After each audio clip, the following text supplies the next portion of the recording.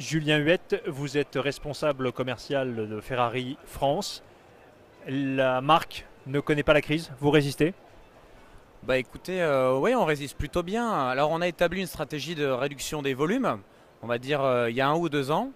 On est allé dans cette voie malgré et aussi avec l'actualité produit qui a été assez importante. On a sorti une voiture tous les ans depuis 3 ans maintenant, la FF en 2011, la F12 en 2012, la Speciale en 2013 et puis cette année 2 voitures, la California T et la Speciale Spider Aperta. Donc on a d'un côté la réduction des volumes, une actualité produit très importante qui permet de consolider aujourd'hui nos marchés. Donc Ferrari fonctionne plutôt bien en France d'un point de vue commercial.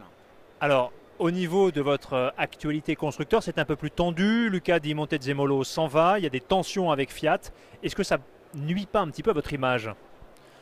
Franchement, je ne pense pas qu'il y ait des tensions aujourd'hui avec Fiat. Il y a des transitions qu'il va falloir effectuer. C'est des éléments qui sont décidés et on va dire organisés à l'usine. On verra ce que ça va donner, mais je ne suis pas spécialement inquiet pour la stratégie de Ferrari et la réussite du constructeur dans les prochains mois et les prochaines années. Mais il y a une vraie question. Est-ce que Ferrari reste une entité autonome ou est-ce que vous rentrez de plein pied dans le giron de Fiat? Ça, c'est quand même une question stratégique majeure. On le verra dans le futur. Alors, le départ de Luca Di Montezemolo, qui est quand même une figure emblématique de Ferrari, est-ce que c'est pas de nature à affaiblir un petit peu la marque?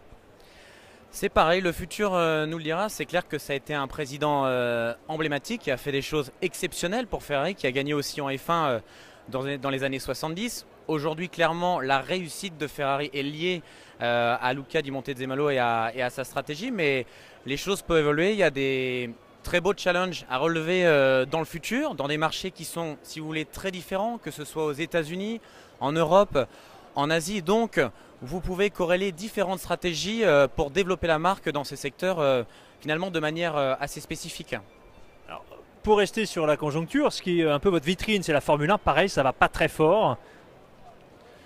Aujourd'hui, bon, les résultats effectivement sont en deçà des espérances, mais on va sûrement avoir une nouvelle organisation. En tout cas, les gens travaillent énormément à Maranello dans cet effet pour regagner évidemment au plus vite. La paire de pilotes est exceptionnelle. Il faut que d'un point de vue technique, les choses fonctionnent au plus vite et sincèrement, tout le monde travaille d'arrache-pied dans ce but.